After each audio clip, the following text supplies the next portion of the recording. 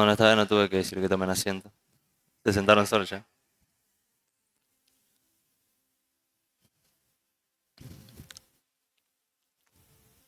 Bueno, en el nombre de Jesús, sinceramente venía, venía pensando un poco en todo lo que veníamos pasando en este campamento y prestando atención en cada prédica.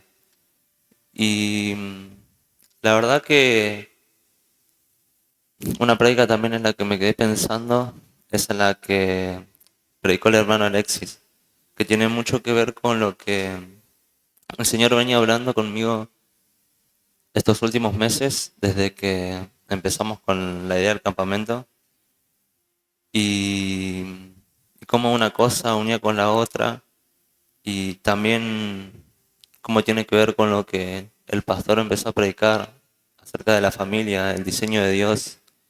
Y, pero hay algo en específico que el Señor me estuvo hablando todos estos meses acerca de la congregación, de, de cómo el Señor nos quiere ver como familia. ¿M? Y yo no sé si ustedes lo fueron notando, pero al menos yo en Filadelfia me congrego hace años y prestando atención, yo creo que estamos en un momento donde creo que jamás esta iglesia estuvo tan unida.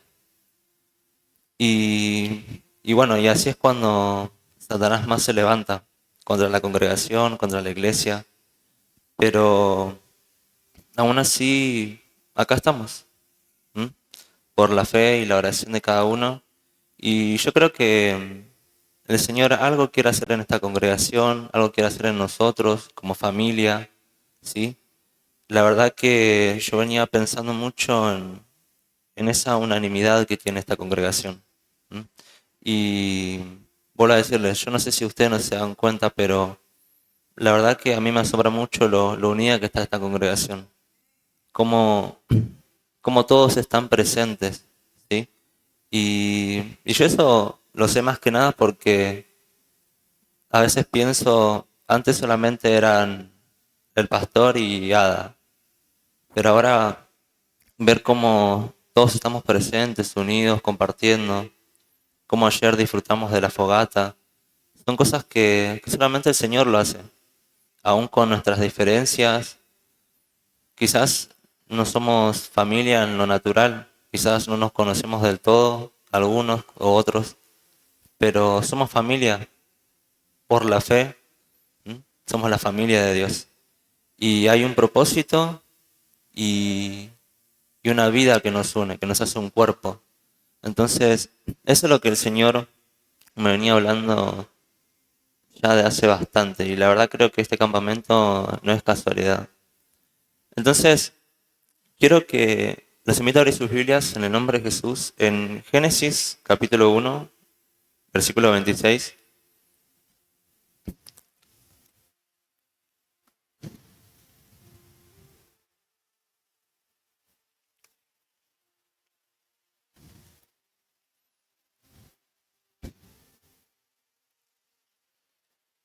Bueno, el pastor ya desde el primer día comenzó hablando un poco de esto. Pero quiero repasar un punto de nuevo.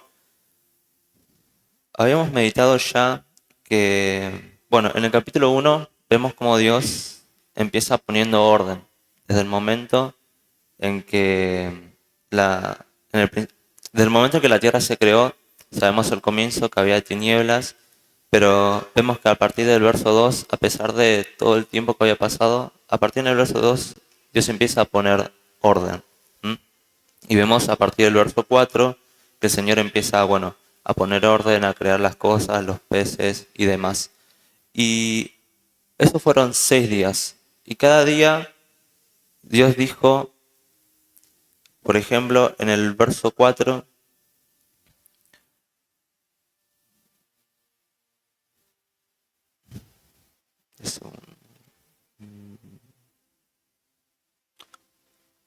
o en el verso 12 mejor, eh, Dice, produjo pues la tierra hierba verde, hierba que da semillas según su naturaleza, y el árbol que da fruto, cuya semilla está en él según su género, y vio Dios que era bueno. Bueno, esto es un ejemplo que quería marcar. Vemos que Dios en el primero, en el segundo, en el tercero, en el cuarto y en el quinto día, Dios dice, si prestan atención en el capítulo, que era bueno. Pero justo en el verso 26, que es donde quiero que meditemos, cuando creó al hombre, dice, entonces dijo Dios, hagamos al hombre a nuestra imagen, conforme a nuestra semejanza. Y señoré en los peces del mar, en las aves de los cielos, en las bestias, en toda la tierra y en todo animal que se arrastra sobre la tierra. Y creó Dios al hombre a su imagen, a imagen de Dios lo creó, varón y hembra los creó. Y quiero que también leamos el verso 31. Más adelante dice, y vio Dios todo lo que había hecho, y he aquí que era bueno en gran manera. Y fue la tarde y la mañana el día sexto. Entonces, ¿qué quiero remarcar con esto? Que, que veamos esta diferencia de cómo Dios, desde el primero hasta el quinto día, dijo que todo lo que había creado era bueno, pero no se comparaba con lo que Él hizo en el día sexto, cuando creó al hombre, cuando creó a Adán, y dijo que era bueno en gran manera.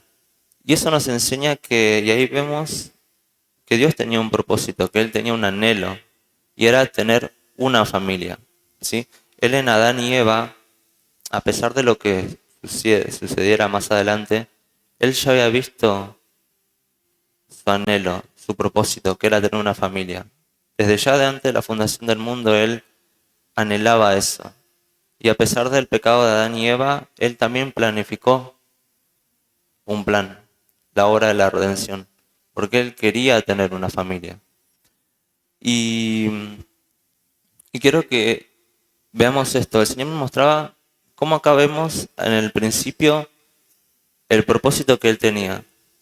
Pero vemos también más adelante que Él también hizo promesas. ¿Mm? Hizo promesas de lo que Él ya estaba por hacer. Que está en Génesis capítulo 22, versículo 15.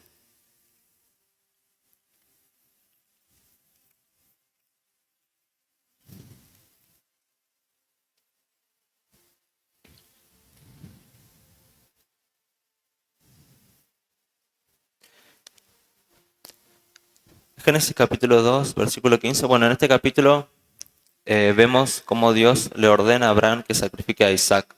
¿Sí? Obviamente vemos en el capítulo que al final Isaac que Abraham no mató a Isaac, pero solamente porque Dios estaba probando a Abraham. ¿Sí? Quería probar su obediencia.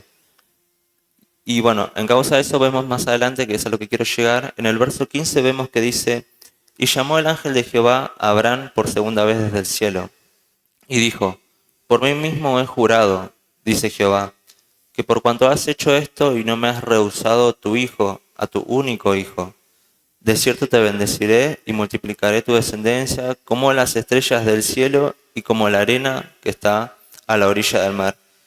Y acá, si meditamos un poco más, acá nos está hablando de dos grupos. Primero nos habla como las estrellas del cielo y como la arena que está en la orilla del mar.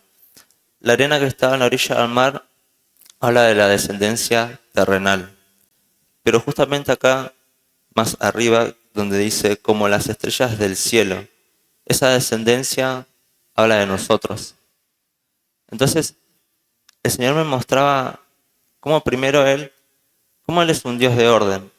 Primero Él tenía un propósito. Después hizo promesas. Y en el verso, en Efesios capítulo 4, versículo 1,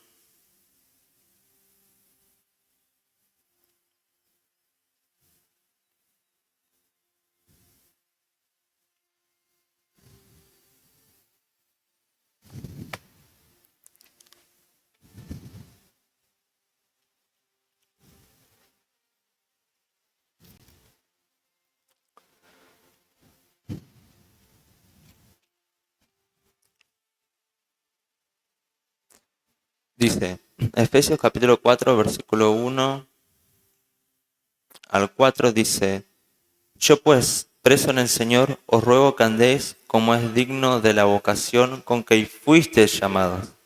Acá ya vemos la promesa y el propósito de Dios cumplido. Acá Pablo nos manda y nos exhorta, yo pues, preso en el Señor, os ruego que andéis como es digno de la vocación, como es digno de un hijo de Dios. Esa es nuestra vocación, hijo de Dios, con que fuiste llamados, con toda humildad y mansedumbre, soportándoos con paciencia los unos a los otros en amor, solícitos en guardar la unidad del Espíritu en el vínculo de la paz, un cuerpo y un espíritu como fuisteis llamados, en una misma esperanza de vuestra vocación. Entonces, les vuelvo a decir, cómo Dios es un Dios de orden, de propósito, que Él cumple. Cómo desde antes de la fundación del mundo Él tenía un principio. Después vemos que como un hombre le hace promesas. Pero también, si vemos este contexto, Dios hace promesa de lo que ya estaba a punto de cumplir. Y ahora vemos en esta actualidad, en este tiempo, que Él ya lo cumplió. Y esas promesas que le había dicho a Abraham de las estrellas del cielo, eso nos representa a nosotros. Y ahí es como vemos acá en Efesios capítulo 4, que dice en el verso 1, yo pues preso en el Señor, os ruego que andéis como es digno de la vocación con que fuisteis llamados. ¿Mm? Entonces, el Señor me importaba cómo Él es un Dios de orden y cómo Él cumplió ese propósito, ¿sí? Ese anhelo que Él tenía hasta este tiempo. Y quiero que ahora veamos en 2 Corintios capítulo 11.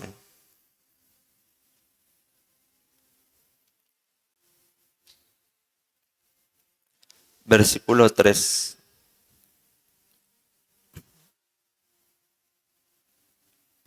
Dice, pero temo que como la serpiente con su astucia engañó a Eva, vuestros sentidos sean de alguna manera extraviados de la sincera fidelidad a Cristo.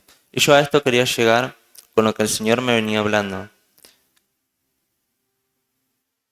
De cómo pensemos un poco en el propósito que Dios tenía, ¿sí? De tener una familia. Y pensemos un poco en cómo nosotros estamos actualmente como iglesia.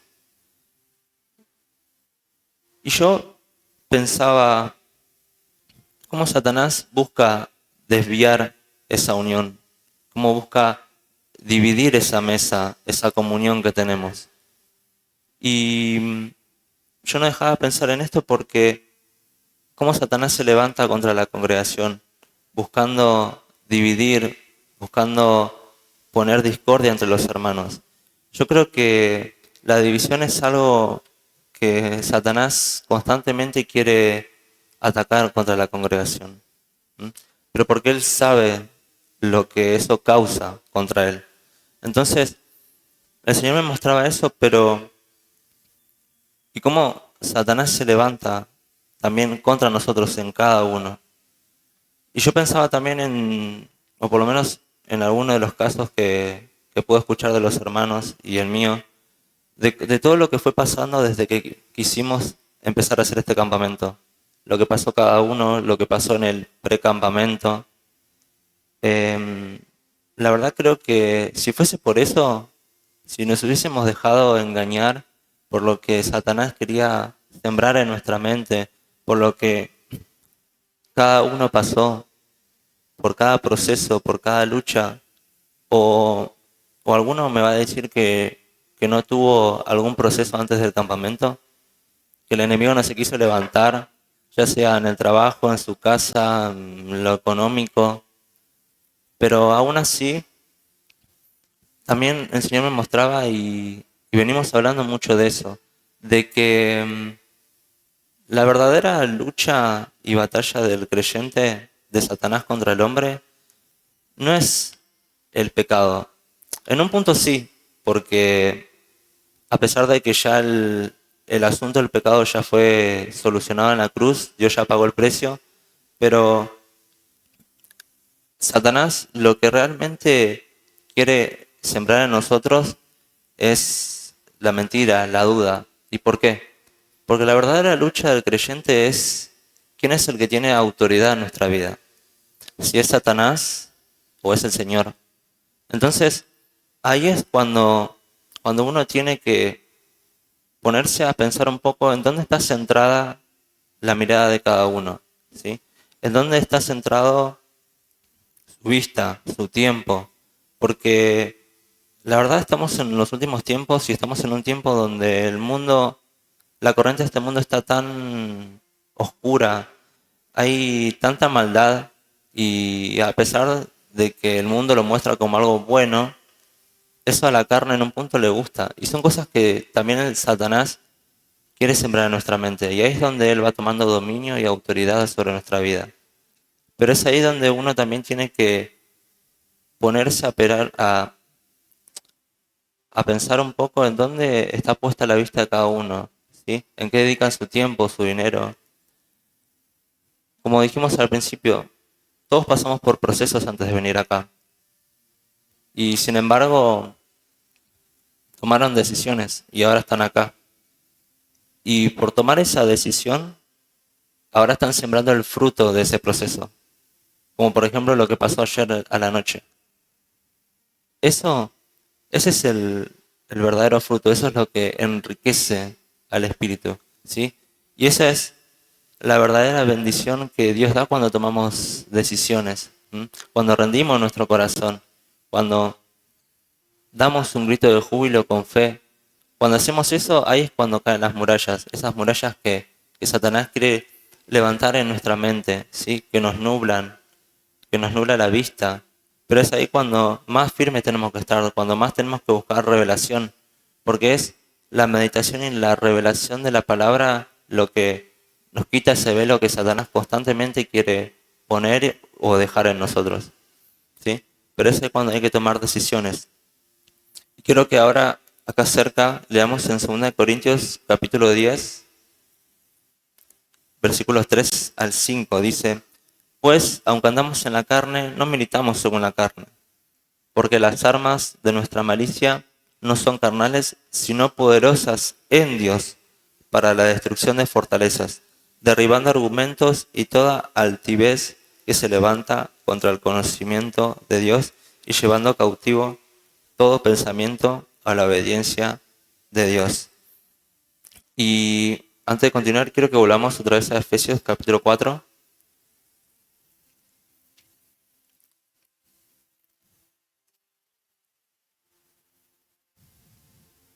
En el versículo 1. Y quiero que volvamos a apuntar a esto.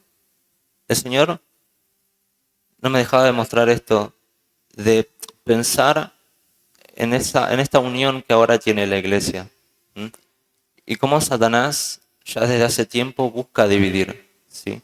Busca generar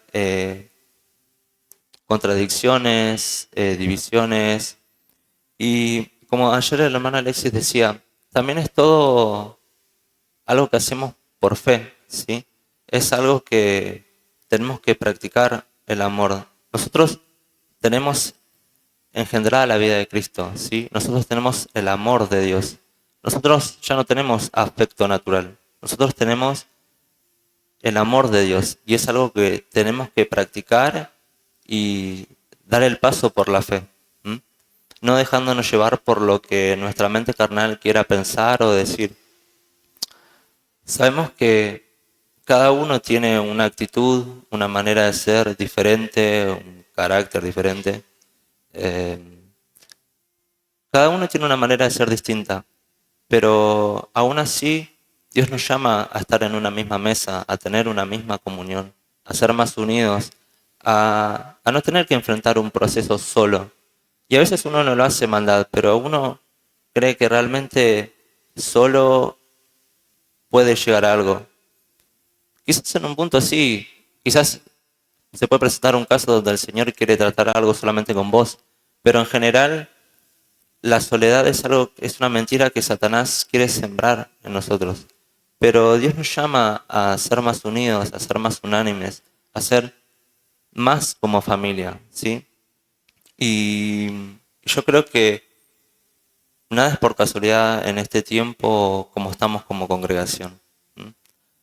Y a pesar de lo que Satanás quiera sembrar en nosotros y a nosotros como familia. Quiero que leamos ahora en 2 de Timoteo capítulo 3, versículos 16 y 17.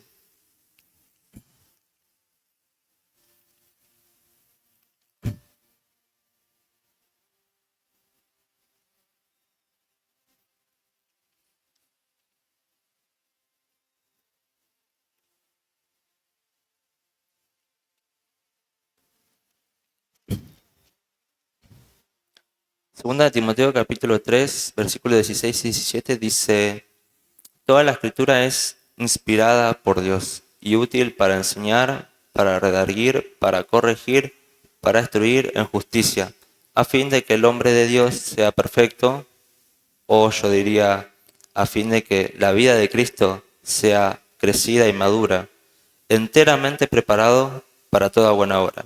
Y quiero que leamos el verso 16 con la NTV. Dice: Toda la escritura es inspirada por Dios y es útil para enseñarnos lo que es verdad y para hacernos ver lo que está mal en nuestra vida. Nos corrige cuando estamos equivocados y nos enseña a hacer lo correcto. Entonces, a pesar de que de toda la altivez que Satanás quiera levantar a nosotros como iglesia, como congregación y en lo personal, al final todo nos lleva y nos hace volver a la palabra, porque es la palabra lo que nos recuerda a cada uno el propósito que todos tenemos, ¿sí? La carrera, ¿sí? Que somos un cuerpo, que la cabeza es Cristo. Entonces, la palabra es lo que derriba toda mentira del diablo y es lo que, como dice acá, nos corrige, nos enseña lo que es bueno, lo que es malo. Es como un espejo. Entonces, es algo que cada uno en lo personal, pero también como congregación y como familia, tenemos que practicar. Practicar también ese amor fraternal. ¿Mm? Y vuelvo a decir, yo creo que este tiempo en el que estamos como congregación no es casualidad. Y yo creo que el Señor aún quiere hacer aún más. ¿Mm? Y aún queda mucho más por delante en este campamento y en lo que vaya a suceder. Pero pase lo que pase, tenemos que estar más unidos como iglesia, como congregación. Entonces, vuelvo a decir, van a pasar mil cosas, mil procesos. El enemigo se va a querer levantar contra nosotros, contra los hermanos, pero eso no debe ser ni un motivo para quedar atascado. El Señor nos dejó una provisión, ¿sí? Él nos enseña cada día a volver a su palabra y eso al final es lo que derriba toda mentira del enemigo y es lo que realmente nos mantiene unidos, la palabra.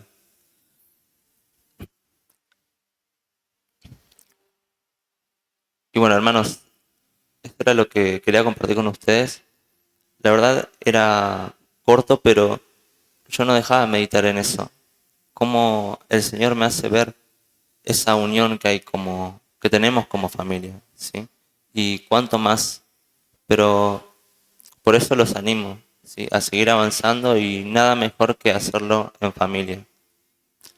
Entonces, los invito a ponerse de pie para terminar.